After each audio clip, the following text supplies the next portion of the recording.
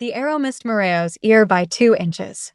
She felt the wind of it before she heard the sound, a sharp whistle cutting through rain and darkness, and then the shaft buried itself into the tree behind her head with a sound like a door slamming shut on everything she had ever known. She did not scream. She could not. Her voice had left her body entirely. All she could do was hold tighter to the man in her arms. This stranger, this bleeding, barely conscious man in soaked blue royal hanbok, and stare at the circle of soldiers closing around them through the trees with torches and drawn bows and expressions that said they had done this before and felt nothing about it. She had woken up this morning in Seoul.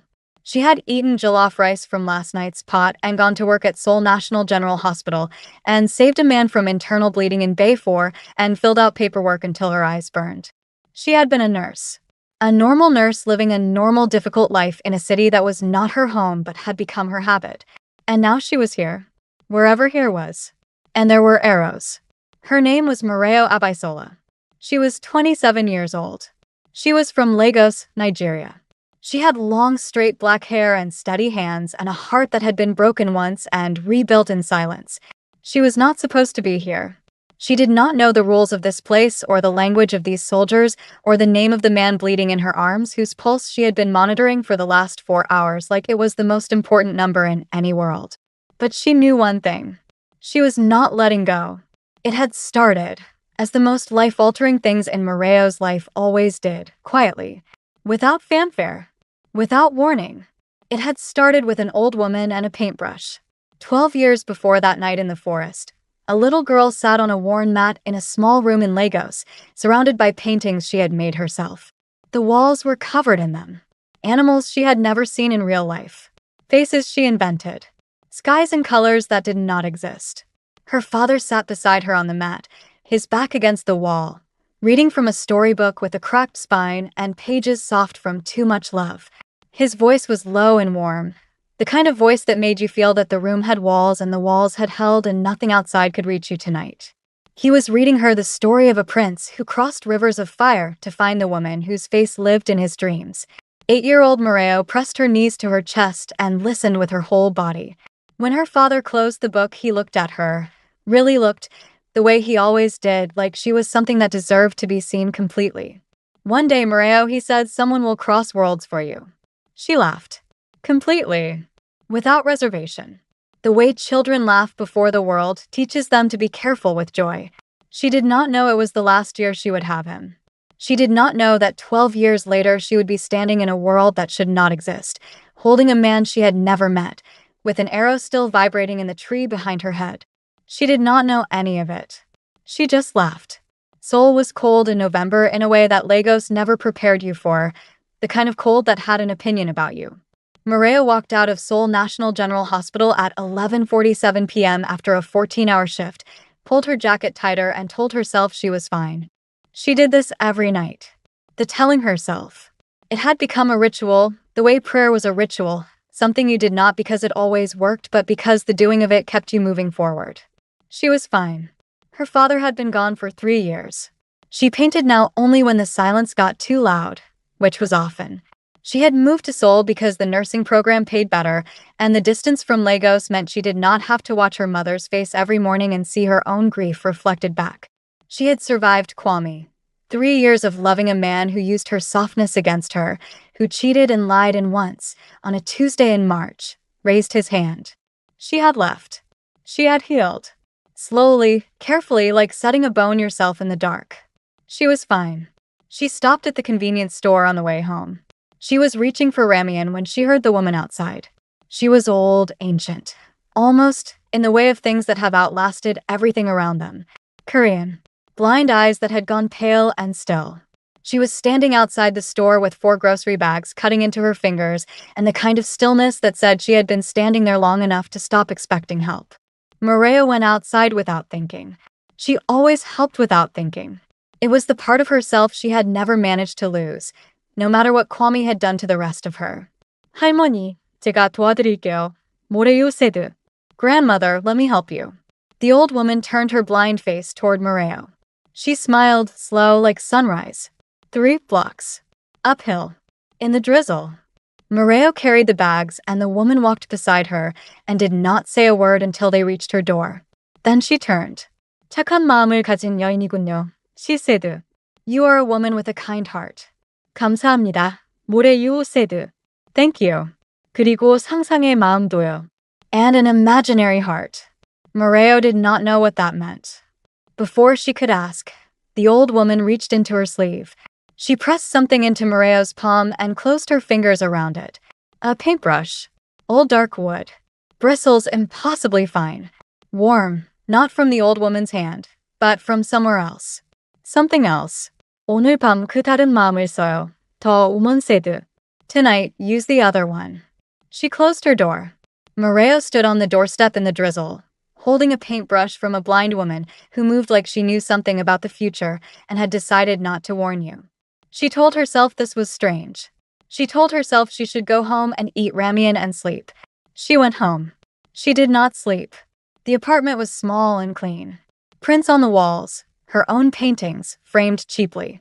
A canvas in the corner she had not touched in 3 weeks sitting under a dust cloth like a secret she was not ready to tell. She set the brush on the table. She made tea. She looked at the brush. She drank the tea. She looked at the brush again. She picked it up. She told herself she was just going to sketch. Something small. Something simple. The brush moved differently than her others. Not wrong, the opposite of wrong. Like it already knew what it was looking for and was simply asking her hands to follow. She did not choose what to paint. She understood this only afterward. The brush moved and she followed, and what appeared on the canvas was not anything she consciously decided on. Long dark hair. Some of it falling forward across cheekbones that could have been carved. Eyes that were not cold but controlled. The eyes of a man who had chosen stillness over breaking and kept choosing it every day. A jawline she had no frame of reference for. Blue royal hanbok. A cliff behind him. Wind in his hair and something in his face that looked like a man who had been waiting. Not impatiently, but with the full weight of someone who knew what they were waiting for. She painted her Prince Charming. The one from her father's story. The one she had buried under 3 years of night shifts and careful silence. She painted until her eyes closed.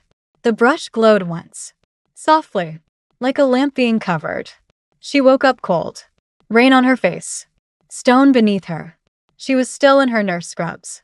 She sat up. Around her, a forest that had never seen electricity. Trees wider than cars. Air so clean it felt like breathing something that had never been used before. A waterfall falling silver into black water ahead of her, loud enough to feel in her chest. Mountains behind it in the dark, enormous and indifferent. No soul. No apartment.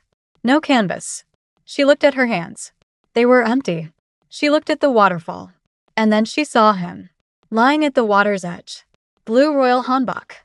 Blood, dark and spreading, across his abdomen, soaked through the fabric and into the wet grass beneath him. A sword loose in his right hand. Long dark hair spread around him in the wet. His face slack. Unconscious. The most beautiful face she had ever seen in her life. The face she had just painted. Moreo did not scream. She did not stand there processing. She moved, 3 years of emergency nursing moving her body before her mind had finished being shocked. She dropped to both knees beside him. Her fingers found his pulse point. She pressed. Waited. A thread. Barely. But there.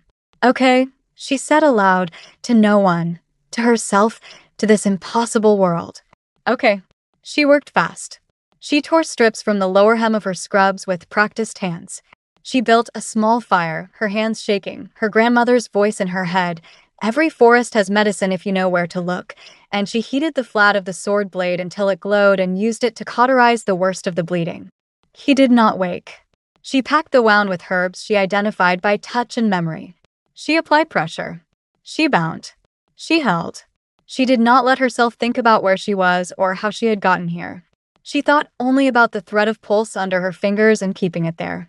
The rain fell. The forest dripped. The waterfall roared. She held. Then she heard the voices. Men, moving through the trees to her left, the sound of them organized and purposeful. She caught fragments in Korean over the waterfall's noise. 주군께서 시신을 가져오라 하셨다. The Lord has ordered us to bring the body. 폭포 근처를 확인해라. Check near the waterfall. Chorin 대감의 명이다. It is Lord Choirin's command. Torchlight flickering between the trees. Getting closer. Moreo looked at the man on the ground. She looked at the tree-line. She looked back at him. She grabbed him under both arms and pulled. He was not a small man. He was tall and solid and wearing wet royal clothing that added weight she did not have time to calculate. She dug her heels into the mud and she pulled him, inch by inch, then foot by foot, toward a cave she had spotted in the rock face when she first woke up. Her arms burned. Her back screamed. She did not stop. She covered the blood trail with dirt and dead leaves with one hand while dragging him with the other. She got inside the cave 20 seconds before the torches swept the bank where he had been lying. She sat against the cave wall, breathing hard, his head near her knee. His pulse, she checked, still there. Steadier, maybe. She thought steadier. She looked at his face in the dark. The face she had painted. 누구세요? She whispered. Who are you? He did not answer. She stayed awake all night, 2 fingers on his pulse point, listening to the soldiers move through the forest outside. If this story already has you gripping your seat, wait until you see what happens next. Make sure you subscribe and turn on notifications so you don't miss a single second of this. Morning came gray and cold and thin through the cave mouth. And Guman opened his eyes. He stared at the cave ceiling.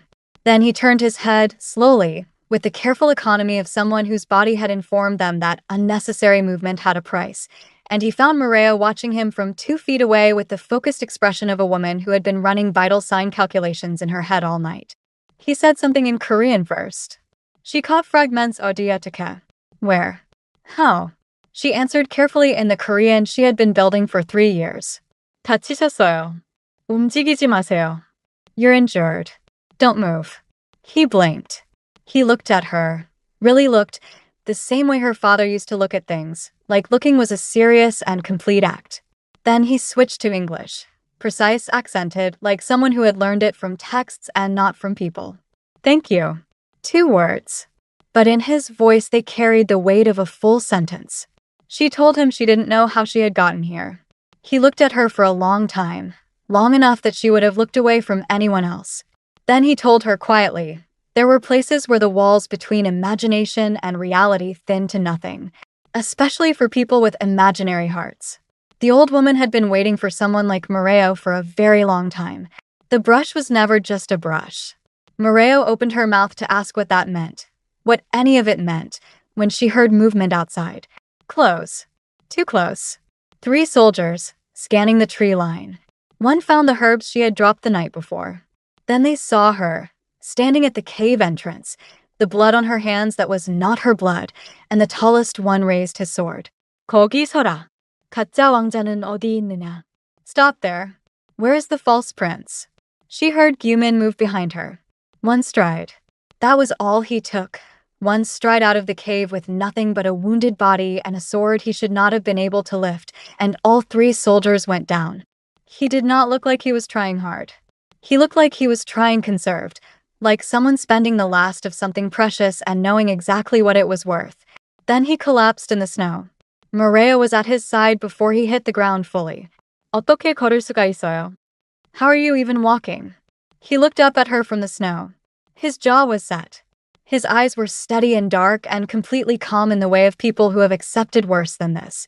가요, he said. Run. Then in English, they want me. Not you. She looked at him. She looked at the trees, the signal flares the soldiers had sent up before they fell, already burning orange above the forest canopy. The sound of more men coming, organized and fast. She looked back at Guman. She kneeled in the snow. She put her hand in his. The archers came through the trees. Arrows were knocked. She counted 12, then stopped counting because the number didn't matter anymore. She held tighter. The arrows released. And the world went gold at the edges. And both of them vanished. Her couch. Her ceiling. Her apartment in Seoul at 4:30 in the morning. Moreo sat on the floor beside her couch for 3 full minutes before she moved. She needed the 3 minutes. She needed to feel the floor, solid, familiar, the specific scratch of her cheap rug against her knees, and let her body remember what normal felt like. Then she got up. She went to her medical kit in the bathroom cabinet. She came back. She set in 4 line in Gumin's arm with hands that barely shook and stitched his wound properly with the focus she gave every patient who had ever needed her to be steady when they could not be. She was good at being steady for other people. She changed out of her ruined scrubs. She stood in the doorway of her bedroom and looked at him, unconscious on her couch, her ex-boyfriend Kwame's white shirt too short in the arms on him, jogger pants that almost fit. His long dark hair spread across her pillow. His face slack and breathing and absurdly, unfairly beautiful. She had never planned to have anyone in this apartment. After Kwame, she had furnished it specifically for one person. One set of everything. One chair at the table. One pillow. The kind of apartment that said, gently, firmly, I am done making space for people who don't stay. She pulled up a chair. She sat across from him and watched him breathe. At some point, she turned to the painting. And she went cold. She had painted a man on a cliff. Alone. Blue hanbok. Dark hair. Nothing else. The painting now showed arrows in the air. A woman in nurse scrubs, her own face, her own hair, her own hands, holding a man in blue hanbok. Bodies of soldiers around them. The waterfall in the background. A forest she had never painted. She had not painted any of this. The brush was on the table. The bristles were warm. She did not touch it. She sat back in her chair, looked at the ceiling, and said, quietly, to the empty apartment, "What is happening to me?" Not a question. An acknowledgement. Then she went to sleep in the chair with her fingers 2 inches from his pulse point, just in case. Morning found her with a crick in her neck and the couch empty. She found him 3 streets away, standing in the middle of active traffic on a Thursday morning, staring at a city bus with the focused intensity of a man who was genuinely uncertain whether it was alive. Cars were honking. A taxi driver was leaning out of his window. Gumin was not moving. He was studying the bus like a general studying a battlefield formation he had never encountered before. Moreo put her hand on his arm and walked him out of the road. "Kamsahamnida," he said automatically. "Thank you." His gaze was still on the bus. "It's not going to attack you," she said. He looked at her. "How do you know?" She took a breath. "Okay. There is a lot I need to explain."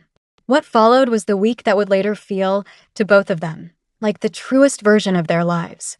Moreo showed him traffic lights, and he stood at the first one for an entire cycle, watching the colors change. Before he was satisfied, he understood the logic. She took him to the supermarket and lost him for 11 minutes in the ramen aisle. She found him crouched in front of the bottom shelf, reading flavor names by sounding out the Korean characters with the concentration of a scholar encountering a sacred text. She stood behind him and did not rush him. He tried moi moi for the first time on the 4th day. She made it without telling him what it was, just set the plate in front of him and sat across the table. He took one bite. He was quiet for a very long time. Then he looked at her across the table with an expression she would think about for the rest of her life. Completely open, completely present, like someone who had stopped performing responses and was simply receiving the thing as it was. "Ige moeo," he said softly. "What is this?"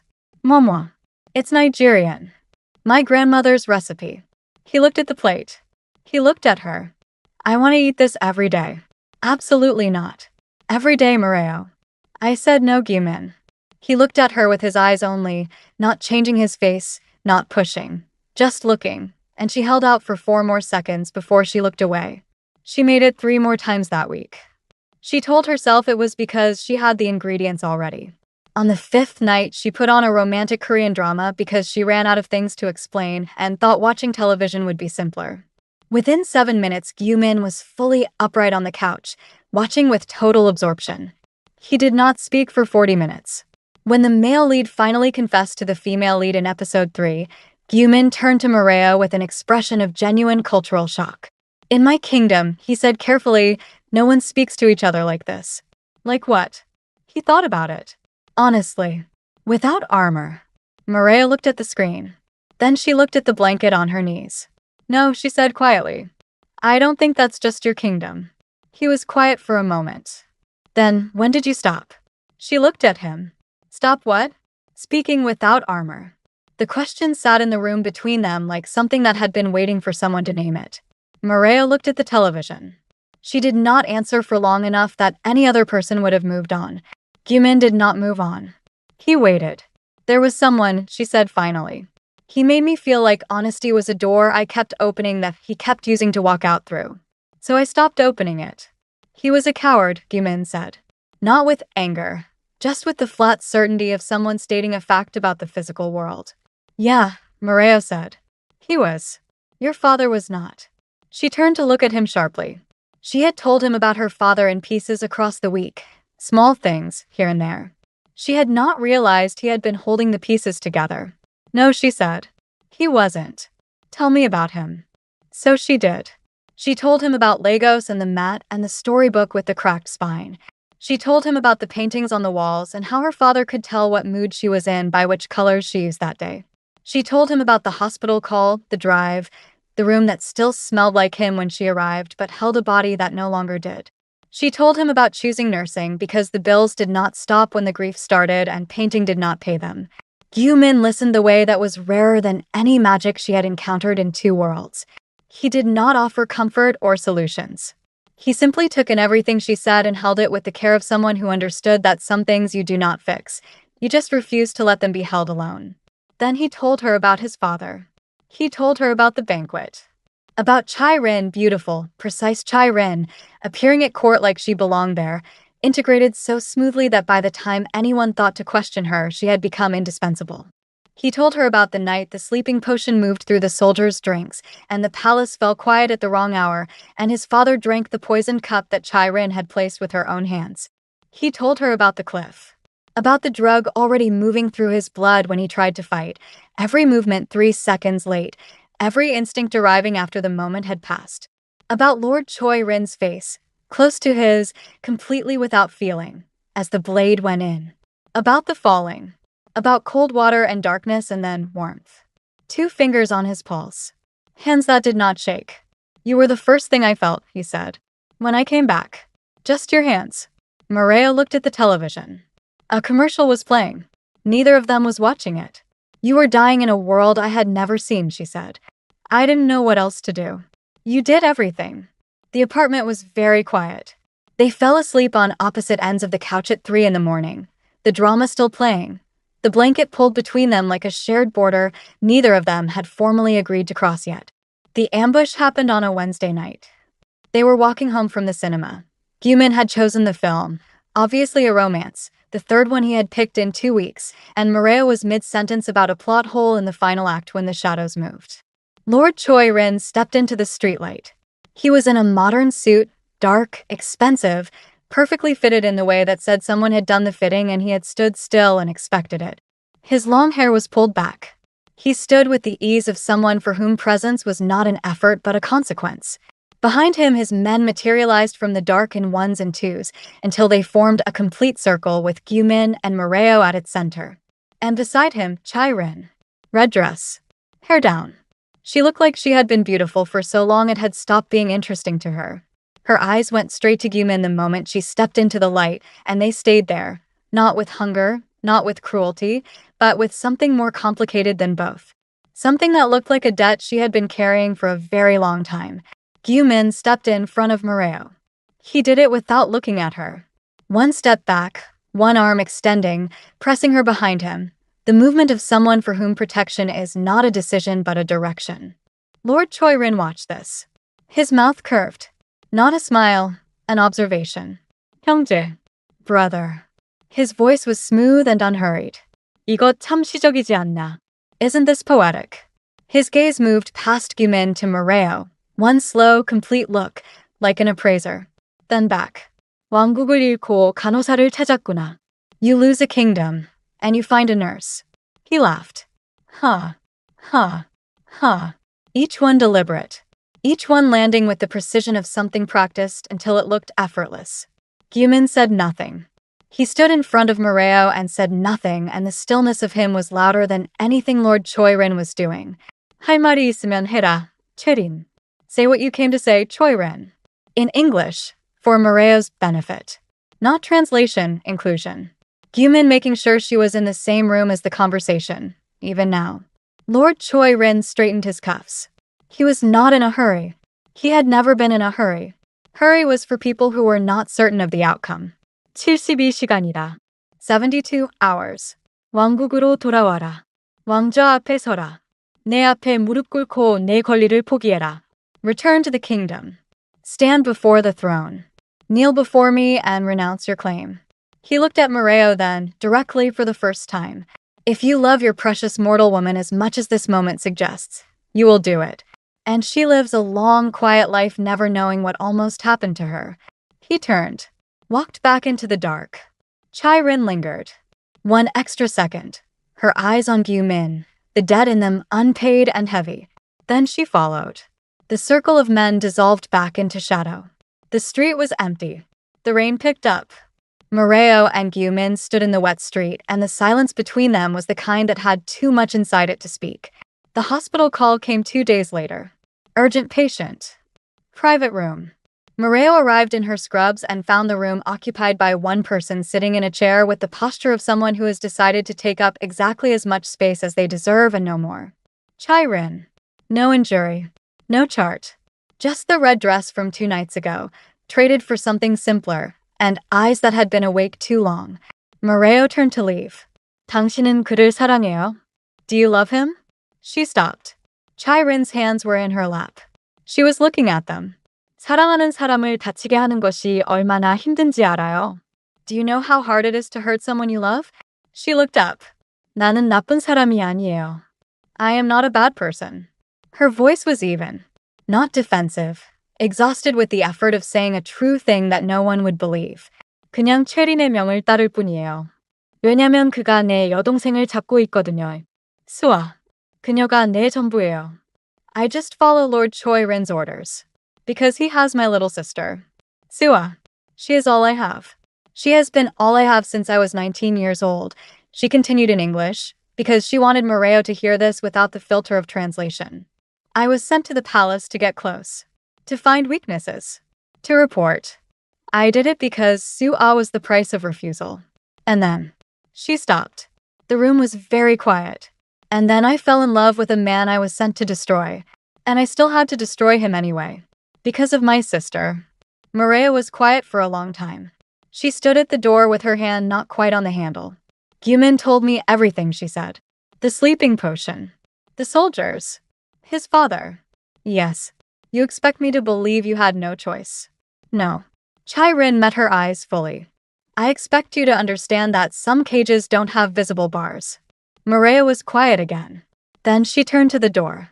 Chai Rin's voice changed, harder, the grief pulling back and something raw surfacing. You think you understand everything. You don't. The throne of the 7 is at stake and Gyu Min is mine. Mine.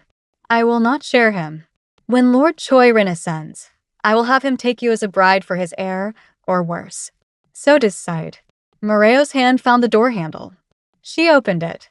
And just before she stepped through, quietly, without turning around. Her name is Suah, she said. I heard you. She let the door close.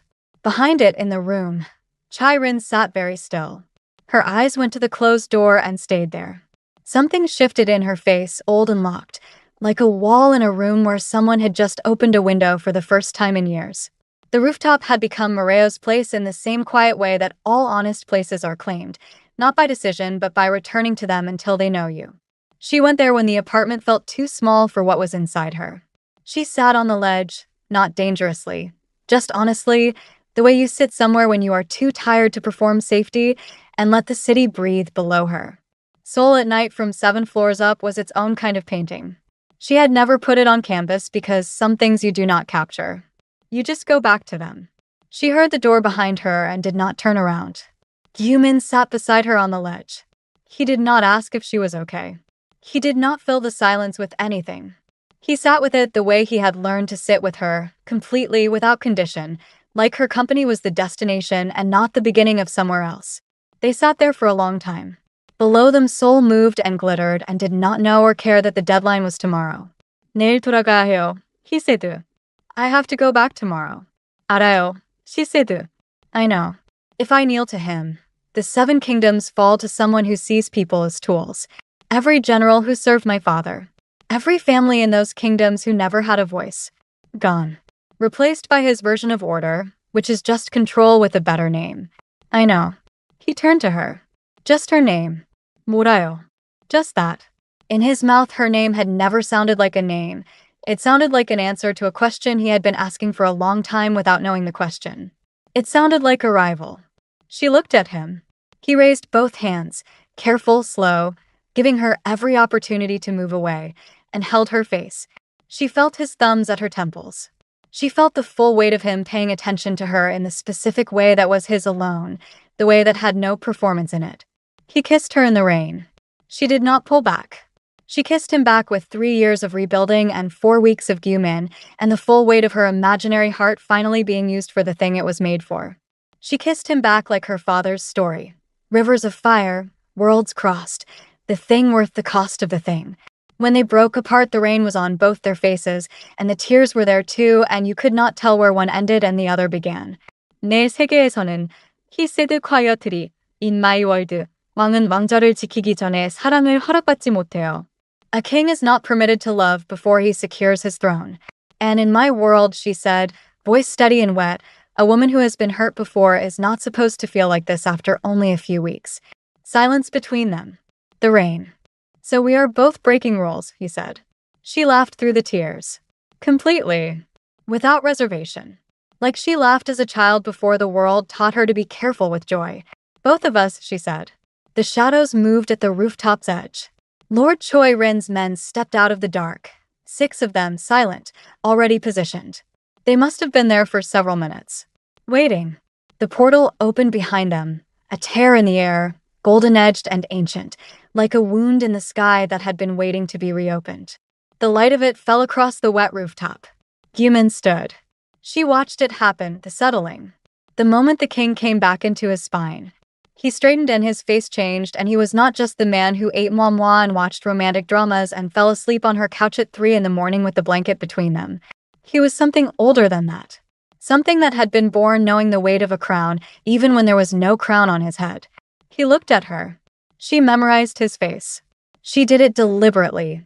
Every line, every shadow, the specific way his hair fell across his left cheekbone. She stored it in the part of herself where she kept things she could not afford to lose. He stepped through the portal. The gold closed behind him. The rooftop was just a rooftop again.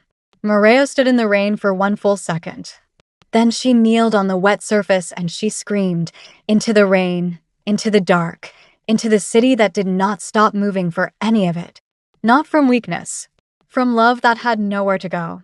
From a heart that had finally, completely opened, and was now standing in the rain with the door wide and the room empty. She screamed until the sound was gone. Then she sat in the wet and the quiet for a long time.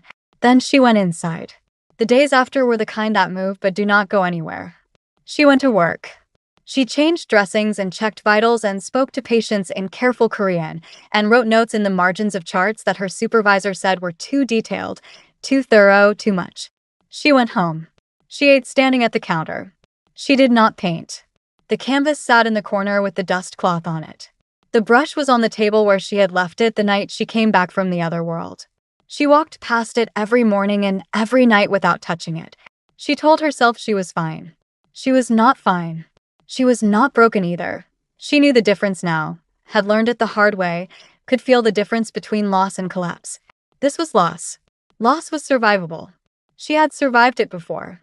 But surviving was not living, and she had tasted living recently, and the difference was unmistakable. Wednesday. She walked out of the hospital at the end of her shift, and the old woman was there. Same stillness. Same blind eyes. Standing outside the hospital entrance with her hands folded and her face aimed in a direction that had nothing to do with sight. Moreo stopped in front of her. 할머니, she said. Grandmother. 울지 마라, 아가야. 더 올드 우먼 세드.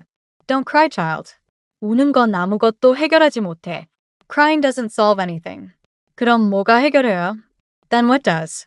The old woman turned her blind face toward Moreo with the expression of someone who has been waiting for that exact question for a very long time. 내가 원하는 걸 스스로에게 물어봐라. Ask yourself what you want. Moreo looked at her. I want love. I want peace. The old woman smiled. 좋은 건 쉽게 얻어지지 않아. Nothing good comes easy. She reached out. She touched Moreo's face once. Light as breath, warm as that first night. 싸워야 해, 아가. You have to fight for it, child. She dropped her hand. 그 붓은 문만 여는 게 아니야. The brush does not just open doors. 결말을 써. It writes endings. She paused. 하지만 화가가 이야기의 일부가 될 준비가 됐을 때만. But only when the painter is ready to be part of the story. She walked away. Maria watched her go until she turned a corner and was no longer visible. Then she went home. The apartment at night.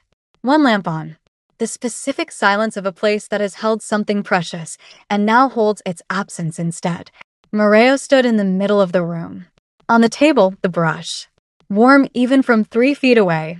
She could feel it. Or she thought she could. She no longer entirely trusted the boundary between what was real and what she believed. On the floor beside the couch, Gyu-min's sword. He had left it the night the portal took him. It had landed against the leg of the couch, and she had not moved it. She had walked around it every day for a week. She had not let herself pick it up because picking it up would make his absence into an object she held, and she had not been ready. She was ready now. She crossed the room and picked up the sword. It was heavier than she expected. Cold through her palms, the hilt worn smooth in specific places, where his hand had gripped it, where his thumb had rested. She turned it once. She felt the weight of it. She thought about him holding this in a field he had already lost, drugged, bleeding, still fighting because the alternative was something he could not be. She set it on the table beside the brush. She looked at both of them for a moment. Then she sat at the canvas and pulled the dust cloth off. She picked up the brush. And she painted Gyu-min on a cliff. Not a dying man by a waterfall. Not the man asleep on her couch. The king. She painted him the way he was in that moment on the rooftop before the portal opened, spine straight, face changed, the thing that was older than circumstance sitting in every line of him. She painted the blue hanbok and the crown that should have been on his head and the cliff and the wind and all 7 kingdoms spread below him like they were waiting.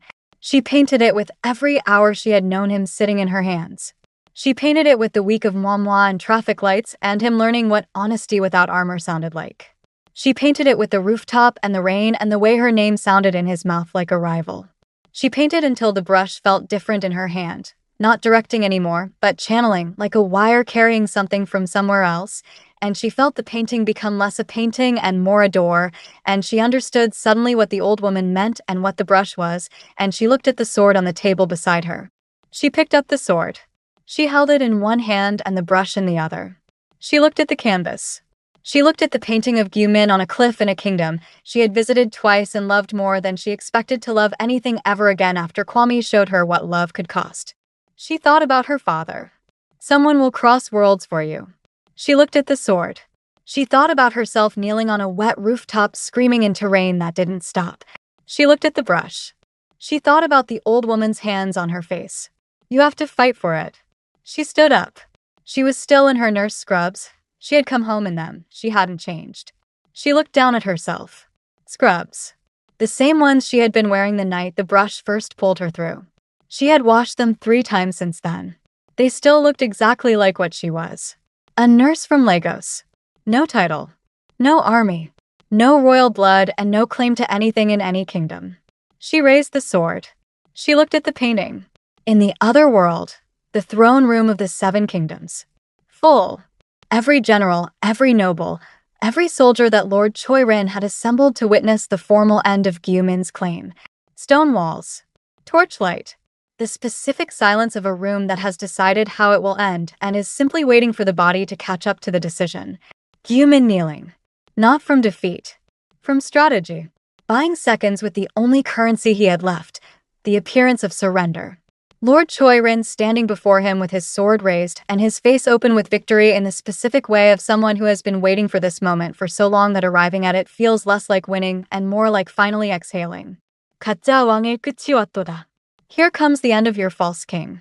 He raised the sword higher. And Gyu-min felt something. In his right hand. His sword. Arriving from nothing. From nowhere. From across 2 worlds and a painting and a woman in nurse scrubs with paint-stained hands who had decided that love was not something you waited for. He closed his fingers around the hilt. The throne room erupted. Lord Choi-rin's face changed. For the first time in the entire story, something moved across it that was not composure. He took 1 step back. Just 1. But it was everything. Chai-rin watched from the edge of the room. Her eyes moved from Gyumin's sword to the air where it had come from to something she was calculating in the privacy of her own face. The battle began. It was not elegant. It was real. The specific reality of a man fighting at less than full capacity against an army that had been built for exactly this moment. Gyumin moved through the throne room like water that had learned to cut, efficient, conserved, every motion earning exactly what he needed and spending nothing extra. But the wound was 3 weeks old and imperfectly healed, and Lord Choi-rin had men on every side, and the numbers did not add up no matter how Gyumin ran them. Lord Choi-rin watched from the center of the room. He was not fighting himself. Why would he? He had built the army, so he would not have to. One of his soldiers circled behind Gyumin, bow drawn, aimed at the exposed space between his shoulder blades where the hanbok had torn in the fight. Choi-rin saw it. She had been standing at the edge of the room since the fight began, her face doing the calculation that had been running in her since the night she sat in a hospital room, and a woman said her name is Sua. I heard you, and walked out without asking for anything in return. She stepped forward. She stepped in front of the soldier's arrow. The sound of it was very small for something that changed everything. She went down. The room shifted. The older generals, the ones who had served Gyumin's father for decades and had been standing in Lord Choi-rin's ranks with the specific stillness of men obeying orders they had never agreed to broke. One moved first. Then two. Then the line dissolved and the throne room became something other than a staged execution. Lord Choi-rin's composure did not break. His face went very still instead, which was worse. He was looking for Gyumin across the room. Gyumin was looking back. Then the air tore open. She walked through the air like she stepped through a door that had always been there. One moment the throne room had its particular shape. Torchlight, stone. The specific geography of a space that had just shifted from execution to something unresolved. The next moment a door existed in the middle of it that had not existed before, gold-edged and ancient, and Maria Bisola stepped through it in nurse scrubs with a paintbrush in one hand and paint still drying on her fingers from holding the sword before she threw it through the canvas. She had no armor. No weapon now. No title, no army, no royal blood, and no claim to anything in any room in any world. She stood in the center of the throne room of the 7 kingdoms, and the entire room looked at her. Lord Choi-rin looked at her. His head tilted slightly to one side, the gesture of a man encountering a variable he had not accounted for and was deciding, in real time, how much to care. Maria walked to the center of the room. She stopped. She stood between Gyumin and Lord Choi-rin. The room was so quiet you could hear the torches. She looked at Lord Choi-rin directly. Not with defiance. Defiance was for people who needed the other person to see them as a threat. She looked at him with something simpler and more complete. The way she looked at every situation that required her to be steady when no one else could be. 나는 아무것도 아닌 사람이에요, she said. I am nobody. In Korean, so the room could hear it. Her accent was heavy, but the words were clear. 라고스에서 온 간호사. 살아남으려고 서울에 온. A nurse from Lagos. Who came to Seoul to survive. She switched to English because English was where her precision lived. I have no title. No army. No royal blood. No claim to anything in this room. She looked at Lord Choi-rin without looking away. But I knelt in the snow of a world I had never seen, and I stitched your brother's wound with strips of my own clothes. I built a fire with my hands and cauterized his wound with his own blade. I dragged him through a forest in the dark and hid him in a cave while your soldiers swept the riverbank 3 feet away. I kept his heart beating through the night with 2 fingers and a prayer. She paused. The torches crackled. And I will not stand in 2 worlds and watch you take something that was never yours. Lord Choi-rin's mouth curved. The composure reasserting itself. The amusement returning like a reflex.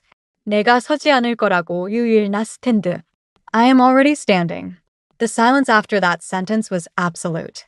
It filled the stone room completely, edge to edge, the way silence only fills a space when something true has been spoken into it. Lord Choi-rin looked away from her. It was 1 second.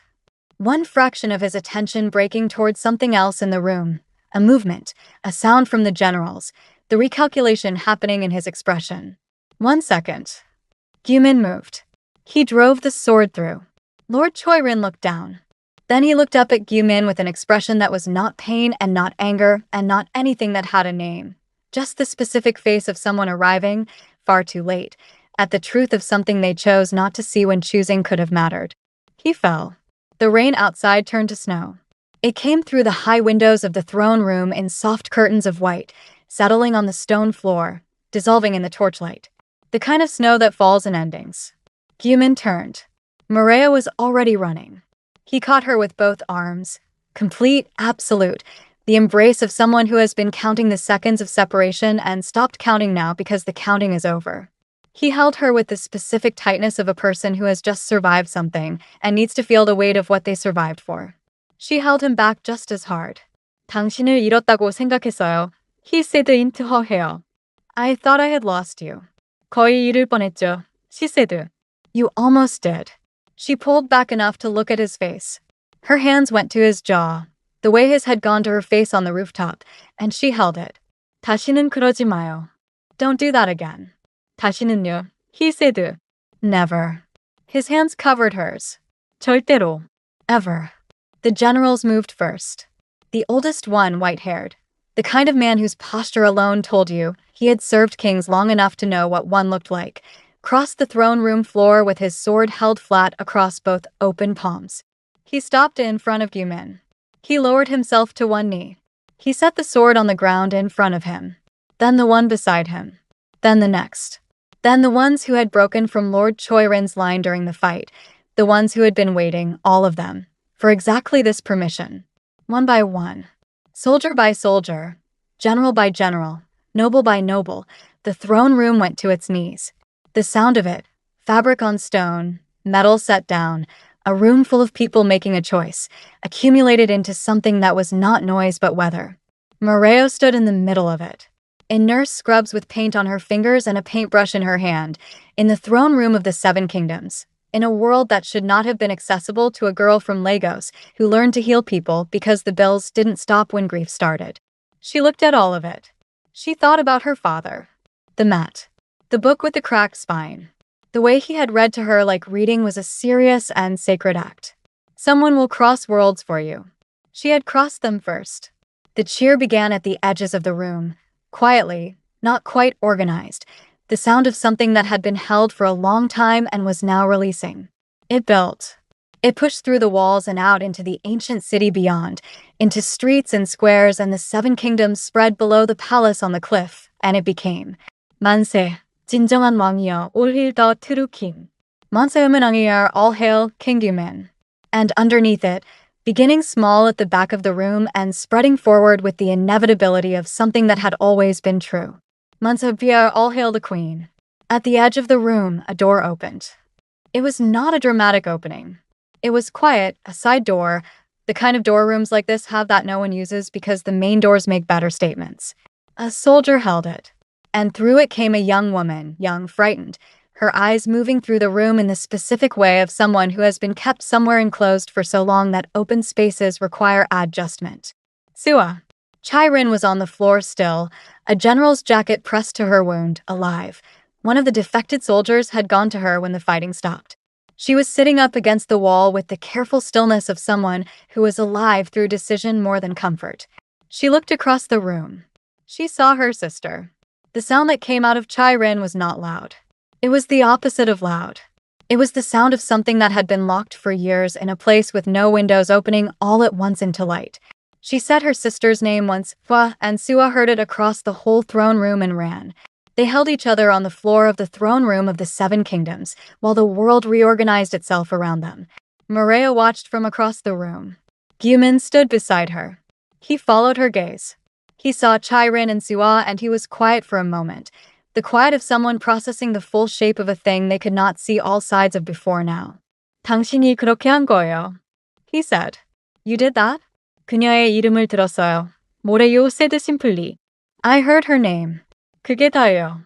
That's all. He looked at her. The look that was his, complete, reading what was underneath, holding what he found with care. 뭐라요? He said. Just her name. Still. After everything. Still the whole conversation. Across the room, Chirin, holding her sister, looked up. She found Moreo's eyes across the width of the throne room. She could not speak. The distance was too far and her voice was occupied with other things. But she bowed her head. Once. Deep.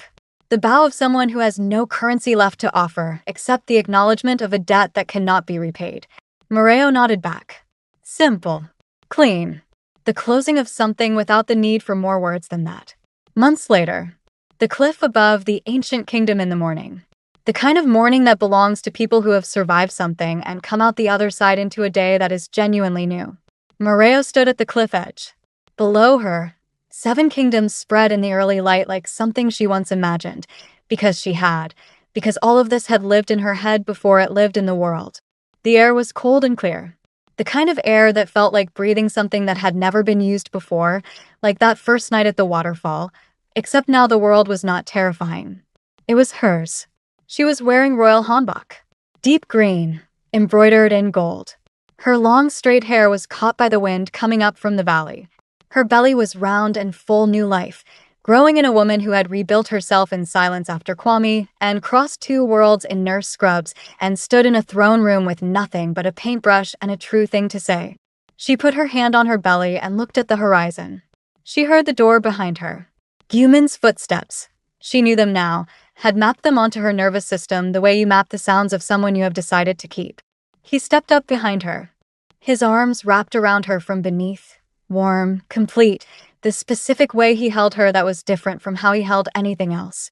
He rested his chin on her shoulder and looked out at the same horizon. They were quiet together.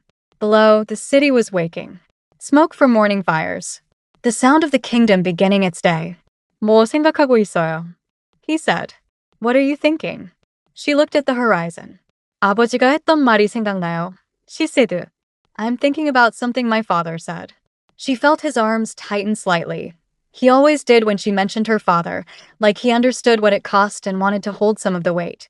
언젠가 누군가 나를 위해 세상을 건널 거라고 했어요. He said that one day someone would cross worlds for me. Guman was quiet. 그 말이 맞았어, he said quietly. He was right. She smiled. She turned her head to look at him, his face close to hers, his hair falling forward slightly the way it always did, his eyes on her with the full force of everything he was. 맞았죠, she said. He was. She held his gaze. 하지만 내가 먼저 건넜어요. But I crossed them first. He laughed. Really laughed. The full kind, the kind that reached his eyes and stayed there, the kind she had been collecting since the day she taught him what a traffic light was for. He turned her to face him fully. Both hands on her face, thumbs at her temples, the gesture that had been his since the rooftop in the rain. He looked at her. She looked at him.